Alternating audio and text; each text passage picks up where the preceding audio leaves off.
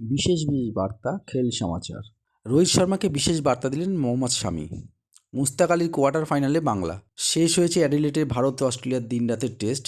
Border Gavaskar ট্রফির তৃতীয় test আগামী 14ই ডিসেম্বর থেকে শুরু হচ্ছে ব্রিসবেনে।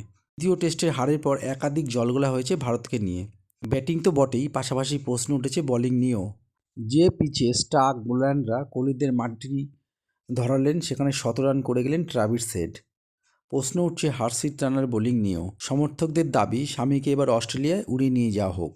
বুমরা সিরাজের পাশাপাশি শামিকে পেলে অনেকটাই শক্তি বাড়বে ভারতের। রোহিত শর্মাও জানিয়েছেন শামির জন্য ভারতীয় দলের দরজা সবসময় খোলা। এনসিএ থেকে ফিট সার্টিফিকেট দিলেই অস্ট্রেলিয়ার উদ্দেশ্যে রওনা দেবেন শামি। তার মধ্যে এবার দেশ থেকেই রোহিত শর্মাকে বিশেষ বার্তা পাঠালেন ভারতীয় পেস বোলার। তবে সেটা মুখে বা লিখে নয়, মুস্তাক আলীর প্রি কোয়ার্টার ফাইনালে ঝোড়ো ব্যাটিং করে। সোমবার চণ্ডীগড়ের বিরুদ্ধে ম্যাচ ছিল বাংলার। শেষ দিকে ব্যাট করতে নেমে ডেথ ওভারে ঝোড়ো ব্যাট করেন শামি। 17 বল খেলে 32 রান করেন তিনি।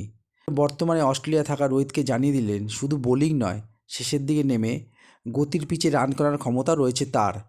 32 রানের সৌজন্যে 9 উইকেট হারিয়ে 159 রানে পৌঁছায় বাংলা দল। হাতে উইকেট নিয়েছেন তারকা পেসার। উল্লেখ্য, শেষ ওভারে সায়ন ঘোষের দুর্দান্ত বোলিংয়ে তিনি 3 রানে চণ্ডীকে হারিয়েছে বাংলা। কোয়ার্টার ফাইনালে বাংলা প্রতিপক্ষ বরোদা।